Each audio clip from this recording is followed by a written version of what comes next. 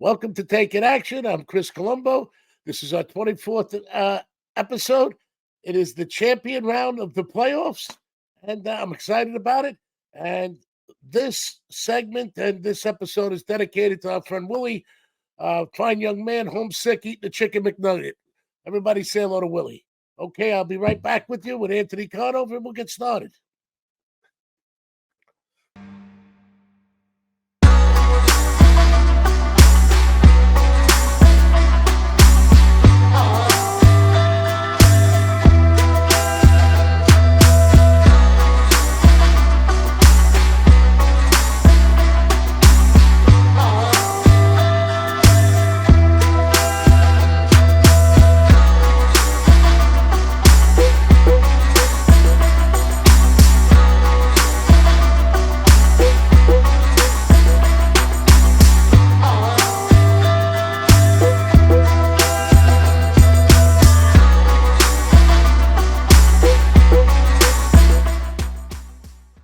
Welcome back to Taking Action. I'm Chris Colombo.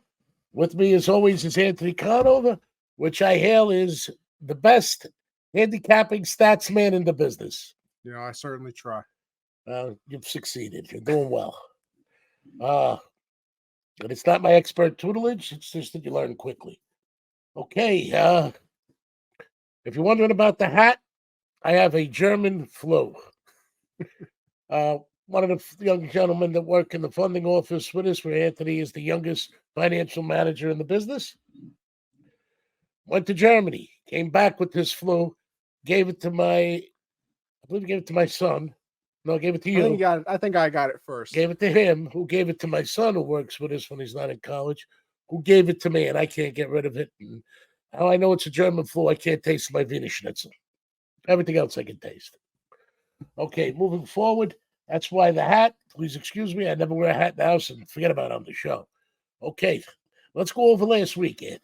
Yeah, so obviously we had the divisional round of the playoffs. I believe the first game there was the Texans at the Ravens. Ravens, did what they were supposed to do as the number one seed. They kind of controlled the Texans. It was tied at halftime, so it was entertaining up until that point. I believe it was 10-10 at halftime. And then it was a slaughter. Yeah, and then it changed pretty well there. Ravens covered the spread pretty easily over on that side. Obviously, they're moving on to the championship round, which we'll obviously get into a little bit later. They weren't taking any chances after the first half. No, and I think that's the big difference you see in the playoffs from the regular season too, is that backdoor covers and things like that. Yeah, where you might not see that as much in the playoffs because they don't even want to mess around. Like they don't want to play with their food, as people say sometimes. They were up and they kept going. They were trying until the very end, where obviously you've seen the regular season. They'll play prevent defense. They were going tit for tat, but I really believe that Baltimore defense wears you down. They're the best defense out there. Like I said, we were talking earlier today. I believe they're number one in points. There's a lot of good defenses in the league this year, but I think they've excelled and they've peaked, and they're forced to be reckoned with. Most sacks in the league, points per game. I believe they're the leader in that as well. I wasn't laying 10 points. Don't get me wrong. Yeah, 10. I think. Yeah, I believe 10.5. I think it ended at 10.5. I think maybe open 9.5. I was gonna say, I think when we had it on the show, there was at 9.5. Obviously, close 10.5. Some places 11. Yeah, so I'll never lay those kind of points. I don't care if they're playing. I don't want to pick on them, but who's the worst team in the league this year? So next game would be, that was the Packers at the 49ers, which ended up being definitely a lot closer than I think. No, I like the Packers. I said it. What's good about playoffs, what I like, is no real handicapper can handicap the playoffs. It's time for your heart. It's time to have fun with football. Those of you who've commented, they're waiting for the playoffs. I like them in playoffs because there's no pressure. It's time to enjoy football. And anything can happen. Yeah, it was closer than the books saw it, I guess, is what I was. A couple games were closer. Yeah, because I think that spread ended up being the same thing, around 9.5, maybe 10, if you got it at the right places. Too many points. And 49ers ended up winning that game by 4, I want to say. Obviously. That was some turn of events. If you don't mind, I'll get into it. that's where experience and coaching in the big games come in. Yeah. It's a different ball game. They don't miss the field goal. Yeah, I mean, definitely. They dropped 2 interceptions. The Packers did. One right in his yeah, I mean, bounced off his yeah. chest. So it would have been a different ball game, and if who knows what would have happened if it went to overtime. yeah, and I mean, missed field goals. Obviously, like you said, he missed the field goal towards the end of the game, and it's such a big swing, not only points wise, obviously, but Momentum.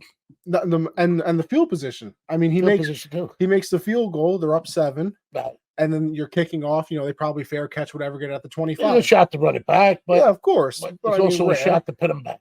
Yeah, but you missed the field goal. But they're not going to give him a shot to run it back. They're going to kick it out. Kick it out of the end zone, or it'll end up being a fair Be on catch. the 25. Yeah, and instead, you give it back to them. Maybe you don't even want to take a shot at putting it within the 5-yard line. Yeah, they miss it. They end up, getting the ball back around the 35 or the 40, and then they end up going down. Either one of those 3 things, I think you might have seen the Packers there this week. And I think it's just the inexperience overall. Obviously, like this is Jordan Love's first playoff game, the quarterback for the Packers. Now the interception he threw. That's what I'm saying. He didn't have a great amount of time, but he had enough time. Well, not even the time. It was first down. You had timeouts. Throw the ball away. He rushed it. Yeah, throw the ball away. He tried to make a superhero play. Threw, cross body across the field. The number one. Cross body's tough to throw. It's like the number one rule of being, don't do that. I've touted the 49ers all year as the best team in football. I don't know if that's the case. Ravens are looking good. Yeah. But I would still say they're the most talented, most balanced team. Yeah, I think roster-wise, they are still the best team in the playoff. I mean, the best team in the NFL. But I'm going to tell you right now, one of those 3 things happen, or 2 of those 3, you see Green Bay there, not the 49ers. Oh, yeah. So that's why you throw points out the window in the playoffs. Yeah. Who could actually set the points? You don't know. Yeah, that ended up being. Remember, everybody's getting paid the same amount of money. Sometimes superstars don't like to hurt themselves for $200,000, and sometimes teams play a lot better because the guys that are making less money are not making the same as the superstars. So sometimes they rise to the occasion. So you don't know. That nice playoff bonus. Yes. Next up was Sunday. That was the Bucks at the Lions. Another game that I think the Bucks' inexperience come to show. Well, the interesting thing with that game, they're down. Well, let me paint the full picture here. They were down 4. He's painting now. Come on, Picasso. Bob Ross. They were down 14 points. They score a touchdown. They're down 14. They score a touchdown, and then they go for 2. Why are you going for 2 in that situation? Makes no sense. I mean, the analytics say that it makes sense because then if you get it and you score a touchdown, then you win the game. People have asked me why handicaps the coaches come in. Those that follow the analytics, I don't pay as much attention to. Yeah, it made no sense. You don't have the computer can't have the feel of the game. Number one. No, I just don't know when did playing for overtime become such a bad thing? It's not. That's what I'm saying. But the whole reason of going for 2 there was if they get the 2 there and then they scored again and scored a touchdown, they would have kicked the extra point and they would have won by 1. Okay, but you didn't get it, so now you have to go for 2 if you scored a touchdown. Just to tie the extra point, that happens. Yeah. Well then. But it's a lot easier to get an extra point than go for 2. Yeah, it didn't make any sense to me. Didn't make any sense to me whatsoever. And how about they don't kick the field goal? Well, yeah, I was gonna say at the end of the game, we'll call a timeout. They don't. There's not a lot of time left, obviously, but anything can happen. Anything can happen. Ask Cowboy fans when Tony Romo fumbled that snap. Right. The Lions would have had to kick a. You really got it in for Tony Romo and the Cowboys. I find it funny. But the Lions kicker a very bad picture. I like Tony Romo. Go ahead. The Lions kicker is not good from 50 plus. No. It would have been a 50 38%. Yeah. Accuracy over I think 45 yards, right? Something like that in that close, nature. But I'm not the stats man. He paints the picture. But what if they call the timeout? He forces them to kick what if it gets blocked? What if the fumble the snap? What if What if he Anything. misses it and then you hook and lateral it and score a touchdown like the Miracle and the Hook and ladder. Music City Miracle, whatever. Or a picket fence, you can play basketball. But that mainly didn't make sense to me because it's the playoffs. Why would you go home with the timeout in your pocket? Like, You give it your all and you take any shots you can have. yeah, so Tom Brady's done that a few times. Brady's got 7 rings to his name, so he's allowed to do whatever. All right. Well, got rings on his fingers and bells on his toes. Anyway, get to the point. I'm sick as a dog. That's why the hat is here. German flu. All right, let's look towards. I think we covered every game except the Bills. Yeah, Bills and the Chiefs. Another missed field goal. The Bills just have the worst luck. The worst luck. Wide right again. Obviously made famous with that giant Super Bowl. But well, we didn't have a helicopter blowing it that way this time. Missed it. Imagine that. It's a chip shot. They were there so many times. They're going to win a Super Bowl. All they got to do is hit the chip shot. The helicopter comes down to get the picture and blows the ball right. I mean, for a photographer, nevertheless. See, this happens. It's better to paint the picture than take a picture. And I know you're not a Giants fan. No, not even slightly. I figured that. But yeah, Chiefs win 27-24 in that one. Very good game. I think it was the best game out of the weekend, like a lot of people expected. It's the most exciting game. Yeah. And obviously, you don't know what was going to happen in that game. The first half of the Ravens wasn't bad. No, it was good. Like I said, it was 10-10. Very competitive. But throughout, it was an exciting game. The 49ers and the Packers game and the Chiefs and the Bills game are probably the 2 best games of the weekend because they were both close, came down to the end. Bad coaching and mistakes. What did you think of the officiating? I think it was that bad. No, believe it or not too many. They'll make up for it this week. Yeah, I'm sure. Yeah. I saw something that the referee that's going to be doing the Raven-Chief game, the away team. What? The away team. Are you painting another picture? No, listen. I'm just giving the stats as you like to. All right, come on. This was the Sistine Chapel. No, the referee that's doing the Chiefs and Ravens game, the away team always gets more flags called, or the away team usually benefits from the flags. Do you think about this stuff a lot? Yeah, there's a lot of factors. Yeah, factors. What if it's choreographed, like we've said sometimes? It's choreographed sometimes. So that's what I'm saying. So more than less. This referee, the away team usually. I don't handicap playoffs. I'm just saying. That's a picture I don't know how to paint, and I don't think anybody does. Just another little nugget. God only knows what they're choreographing. Deal might have been made at the beginning of the year. Well, there is the theory that the colors of the Super Bowl. Oh, I believe that last year. I don't even have a shot. Well, the halftime show came out. Everybody was wearing Chief colors. If you look at, I shut the TV off, went to bed. The Chiefs going to win. If you look at the last 3 Super Bowl colors, the 2 colors that are in the logo are the teams that have played. So if it follows that trend, we're having a Ravens 49ers Super Bowl. All right. According to the Let's color. Look forward to this week. Are you done painting a picture? You sure? I thought it was. I don't want to get in the way of an artist. Could have been the Mona Lisa that I just painted. Picture paints 1,000 games. Come on. So I believe the first game of the weekend will be the Chiefs at the Ravens. Ravens opened up as 3-point favorites, moved to 3.5-point favorites. Total in that game, 45.5 down to 44.5. You want my my point of view on it? Yeah, of course I do. I think the Chiefs have come close to not winning. Close. They didn't catch a few breaks. They're not here. And I don't think the Ravens have been close anywhere with anybody. No, they've been extremely dominant throughout the season. If they come and play the way they come to play, and they execute the way they do, and they dominate the way they do, and that defense gang tackles the way it does, and they pursue that ball in the quarterback they're going to be a tough team to beat. I'm not saying that can't change, but so far they're the only team that has not even a doubt when they stepped on that field that what they were going to do. They didn't get the quickest start in America in the Texan game. Second half, they surely did. Still, there's more than one half to a football game, but they came out and they destroyed them. Yeah, destroyed them. And I thought that was going to be a lot closer game, and I expected more from the Texans. But wait, tell you something, they came out possessed. Yeah, and they reminded me of that Raven year with Ray Lewis. They were possessed. They were pursuing the ball and tackling. They were getting there before the ball. They were hitting the backs before they were getting the handoff. It was the opposite of what we saw out of the Eagles a couple weeks ago, where they couldn't tackle anything, and the Ravens, like You you got said, it in for the Eagles, though. Now. no, my brother's an Eagle fan. Actually, I kind of enjoy them. You know, I want my brother to be happy, so I root for them occasionally.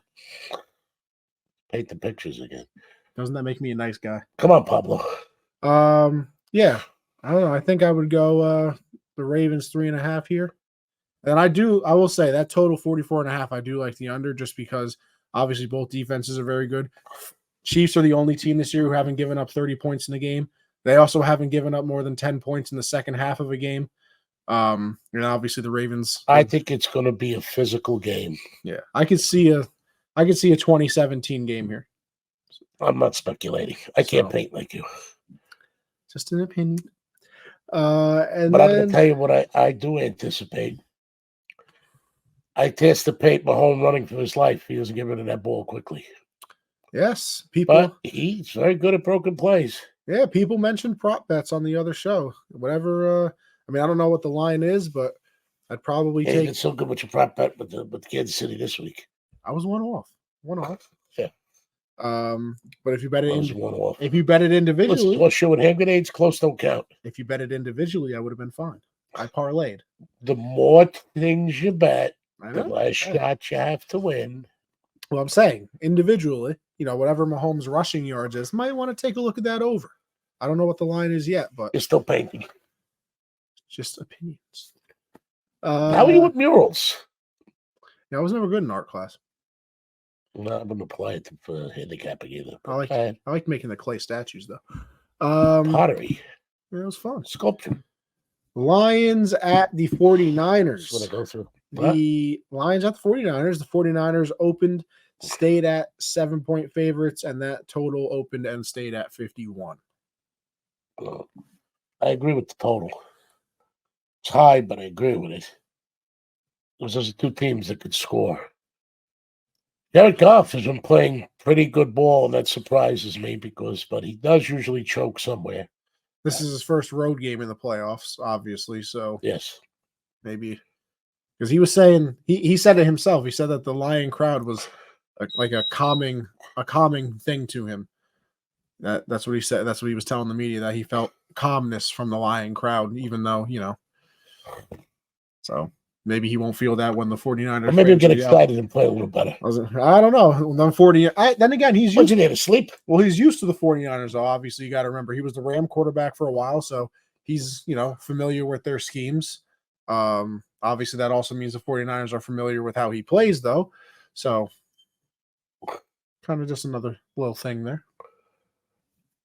I don't see the relativity, but okay. What's not the? How do you make that segue? Because he was the Ram quarterback, so the 49ers are familiar with him and the way that he plays. Why would the 49ers be familiar with a Ram quarterback? Because they're in the same division. What's that have to do with the price of beans? That they play each other twice a year for several years. Come on, that's a different team. But yeah, like I said, so he brought the entire Ram team with him too. No, but I'm saying they are familiar with the way that he plays. He brought the same offensive coordinator. No, Ben Johnson's very good. Should be a head coach very soon. I think I'd lean Lions, and I'm going to tell you the truth. I touted the 49ers to go to the Super Bowl and win the Super Bowl. If the Ravens are there, it's going to be a tough for whoever wins that game. Yes. They're a dominant team, there's no doubt. But let's see what they do this week. Anything could happen. But I have to believe that the Packers give the 49ers a bit of a run, wouldn't you? Yeah, absolutely. And I think Detroit is a little better team than the Packers, a little more experienced. And how many Super Bowls do the 49ers have? I mean, I know they won 7, 6, something like that. I think it's 6. I know they won 4 with Montana. What does Steve Young win 2? 3, I think. I don't know, but they got Super Bowls. Detroit has had a drought. They're a great town. It's been a great team. It's a great ride. I'm rooting for them. I know it was an exciting game with the Lions and the Bucks. No. Well, they switched quarterbacks. Oh, the Rams. Yeah, that was fun. And that's two teams that could know each other because they switch quarterbacks. All right, got it? they used each other's defense, offensive schemes. They played with each other's teams instead of playing with themselves here. So anyway, I'm not saying anything. But anyway, going forward, I like the 49ers, but I think Detroit can do it. I mean, I think the 49ers win the game, but I think 7 points is a little That's what too I'm much. saying. Yeah, so. And I always like the underdog, and I'd like to see Detroit get their shot. Problem is, whoever wins that game might be a bittersweet victory because you're facing a beast. I mean, yeah, you're either facing, unless the Chiefs can manage to beat. Not only that. If the Ravens win, you're facing maybe the best team in the league. If the Chiefs win, you're facing back-to-back. They've won 2 Super Bowls already. This is their second Super Bowl in a row. So either way, you're facing, a very good team. It's a Super Bowl. You're going to face a good I'd team. rather face the Chiefs than those Ravens. I would too. I would. That's what I'm saying. I'm saying the Chiefs could beat the Ravens. Yeah. If anything's been choreographed, it's been for the Chiefs. Any given Sunday. Any given Sunday. So, yeah. I still believe the most talented, most advanced, evenly proportioned team is the 49ers, but this is the playoffs. There is no tomorrow, and 49ers did not impress me against the Packers. No. Packers don't make rookie mistakes. You don't see the 49ers there. No. Absolutely. Any one of those 3 things, you see them there. Absolutely. I didn't think the Bucs played good football at all, to be honest with you.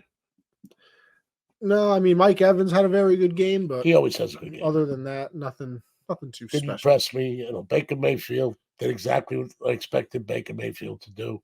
It's a sin because he's a talented quarterback. He just can't keep it going. I think you're going to see a very interesting playoff weekend. I think it's going to be an exciting playoff weekend. I think the Chiefs got their work cut out for them. I think either of those teams can win. And I think the 49ers better take this game very, very serious because I believe the Lions are going to. Absolutely. Well, let's hope Goff can be relaxed in San Francisco. Yeah. We will certainly find out. It's going to be a fun weekend. Fun weekend in the NFL. It's going to be a very good weekend. Okay. We don't have to disappear for comments. I got them in my head. Ooh. There weren't that many. Okay, one. What was the most money I ever won? I'll tell you the circumstance where it was. Usually baseball is not very kind to bookmakers. Reasons being dominant pitchers. The points are not preeminent. So to pick the team to win, but, you lay too much, that could hurt you when it does go down. And also, it was especially bad for New York bookmakers because it was the era of the New York Yankees reigning. Yeah. And this is I'll tell you the 3 times I made the most money when you expect to lose.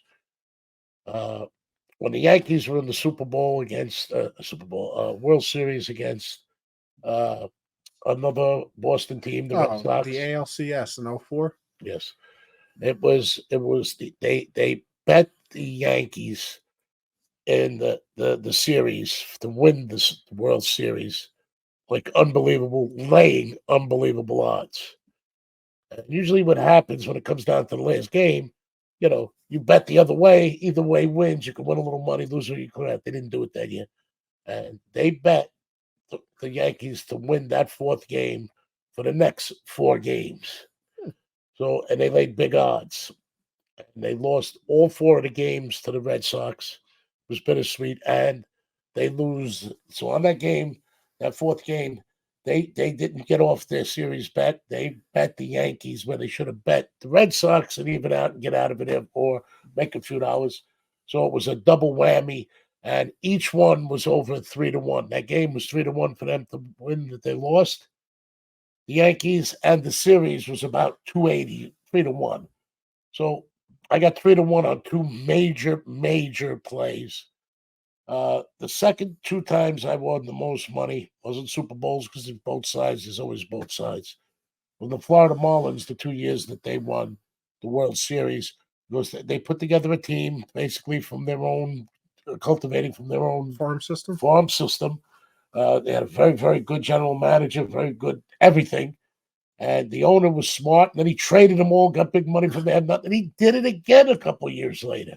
And nobody bet the Florida Marlins at all. Never believed they'd do it. So I had a fantastic season with him. I had a fantastic playoffs with him, and I had a fantastic World Series. He traded everybody and then did it again. But the most I ever won, and you can imagine this being from New York, everybody bet 4 games, laying more than 3-1, and they laid more than 3-1 in the series. And everybody in New York bet the Yankees, and the Yankees annihilated me. It was bittersweet. How could you not like Derek Jeter? How could you not like the Yankees? I mean, the whole team was fantastic. And baseball inherently got hurt because the better pitchers were playing at the time. That I was completely active in Avery, Maddox, Clemens, that Atlanta bullpen that gave up maybe 2 runs in a game if they were lucky. So I got killed with unders. I got killed with pitches. You had the era of Johnson. You got killed with him, Pettit, Mariano Rivera. There were pitchers around that just did what they were supposed to do when they were supposed to do it. Have you ever seen a line bigger than 1.5 in baseball on like a spread? Lay 1.5. Yeah. Has there ever, because like every baseball game that I've ever seen. Well, you don't see just the line anymore. It used to be line, then it went to money line. There was the outside line or the sucker line, then it went to the dime line, which they're robbing you on the Monday. We're going to get into that when baseball starts. Going to help you. But here's where I did get hurt in baseball with that. Okay. So let's say the Yankees were 240 favored. Okay. You follow me? Yeah. Like you can lay 1.5 and get a little money. You understand? Okay. So where I really got hurt is in games like when there was 2 money dogs in a parlay, they would go for a third. I only allowed 2 money dogs tops in a parlay, not 3, because you get annihilated. So, and for the 2 dogs parlays, it was hard limiting it because when you laid the 1.5, it now became not a money dog or an underdog, it became the favorite. Yeah. So you can lay 1.5 for the team and get back 160.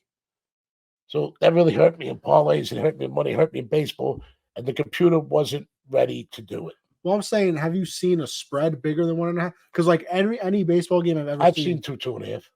Because I've never seen anything different than 1.5. Once it goes to 3, they take it off the board.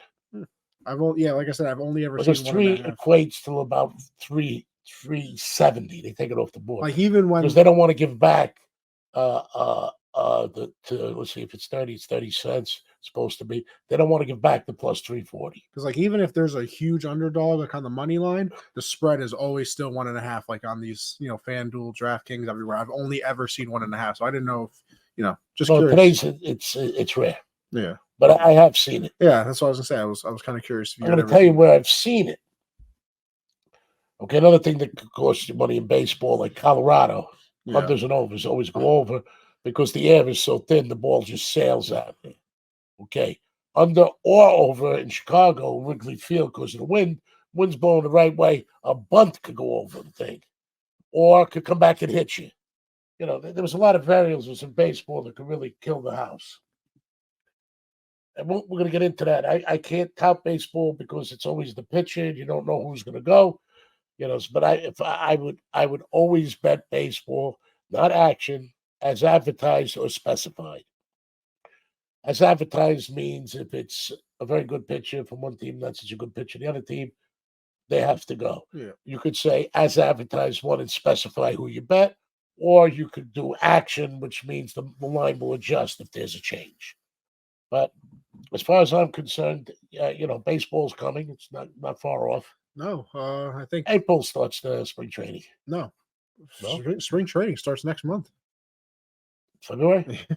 April starts the season. I think the first games are like March 20th, 28th or something. Yeah, it's even early. Well, they extended that season too. Yeah, it's still 162 games, but they just made it a little bit longer, so there's more off days. So yes.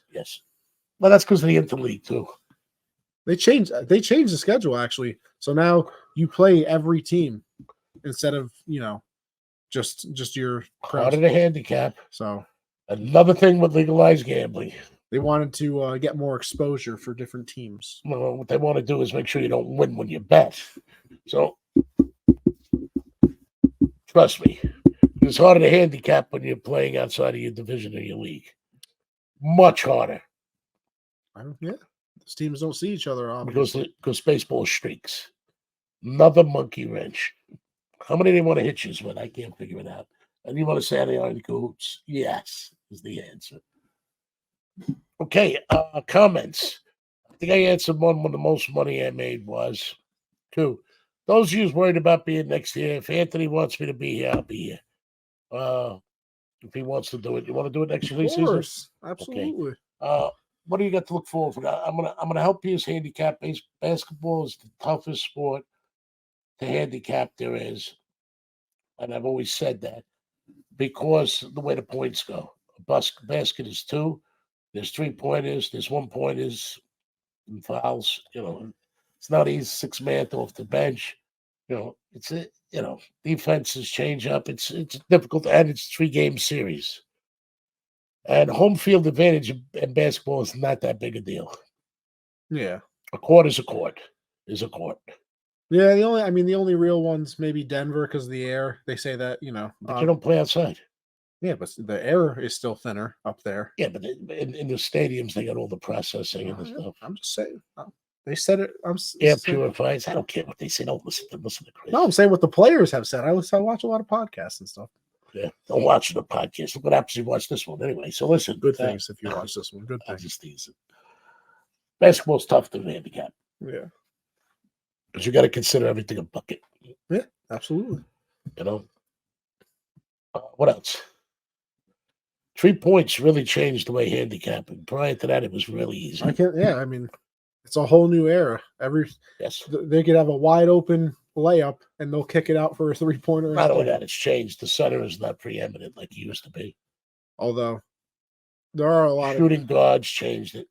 A lot of good centers these days, though. They're almost making a comeback. Yesterday, two different centers dropped 60+ points. So I remember in the era you had Bill Chamberlain, Willis Reed, Kareem Abdul-Jabbar. They dominated the game. Yeah. I think Will Chamberlain scored about 100 points in a game. No footage of it though. Yeah, there's no footage of it. What do you mean no footage? He scored 100 points in the game. There's no footage of it. No, he did. No, I'm just saying there's no footage of it. Oh, I know. I don't know. Maybe he scored. It was. I don't know what it was over there. But he scored it. What it was. I believe it. Kareem Abdul-Jabbar. What was his real name? Lou Alcindor. Skyhook. Skyhook. Most dominant move in the league. Willis Reed. There was some serious centers. Shaq. Well, that's modern. Well, no, I'm just saying. Yeah, Shaq. He was 9 foot, whatever. He was 5 feet wide. How do you get around a Shaq attack? That's difficult. That's just a genetically superior in his size. What do you do? What do you do with a Shaq? Nothing. You get out of the way. The size of his bed. All right. Other comments that were coming about. We'll be here next year, I believe, if I'm not dead. This cold don't kill me, and I get to enjoy a Wiener Schnitzel. Going to help you in baseball. Going to help you in basketball. Going to teach you what I know. I don't know how much that'll help you, but I'm going to teach you anyway. And what other comments did I see that I'd like to be spoken? Jimmy the Greek. Great 30 for 30 documentary on him on ESPN. Yes. Jimmy the Greek talked bookmaking when it was supposed to be hush-hush. I don't know if he was an actual bookmaker, but I tell you, he bet. And he was very outspoken in his views. He said a dumb thing. I don't know if it was, I believe it. I'd rather not get into it, but he should have avoided what he said. It definitely could have been taken as an insult. That destroyed his career. Yeah. Other than that, but he was a guy that just was a moth that flew close to the flame until he eventually burnt up. But he was very good for betting. He was very good for sports, and he made you see a different perspective. And he was talking lines when you weren't allowed to. So I think that's it for our show. I think. Can you think of any other comments that were mentioned? No. I think you covered it. Where we're gonna go is you'll probably still see us once a week. We have about 8 or 9 interviews in the can, right? Yep, we got some very, very good ones. We got some gentlemen sitting over here that are from Kosovo. I've signed on as a consultant. They're making a movie about the the struggles of their people, and it's lucky to be Americans, and Americans help them. You're going to see that interview. Anthony's on as a production assistant. Those that don't know it, not just being a financial whiz, a stats guy. He went to school for production and media. He's very good at it, and we're building his resume. And he's going to be a production assistant on the movie. I'm excited to be a consultant. Entertainment is my hobby, and that's where we're going. So we're the odds-on favorite. Thank you for all the Super Bowl show. I will be reading the best and nicest comments that were given to us. I waited for the end for that, and I thank everybody for their support and their really kind words to us. Absolutely. And we're going to go through most of them. Absolutely. And we're going to thank you individually throughout the year. Those that think it's boring, want to throw darts at us, it would be a good time to do it. And the rest of it, we just appreciate your patronage. And we are here for you. We did not monetize. Nope. When we do monetize and build it up, we talked about charity. Yeah.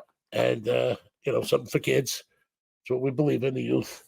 And so those that say that we're here for anything other than to help you and help people be able to bet without getting themselves trapped or hurt or put in compromising situations don't know what they're talking about. Nope. Anthony Conover, Chris Colombo, signing off. Thank you. Good luck. Yes. Bet with your head and have some fun. Absolutely.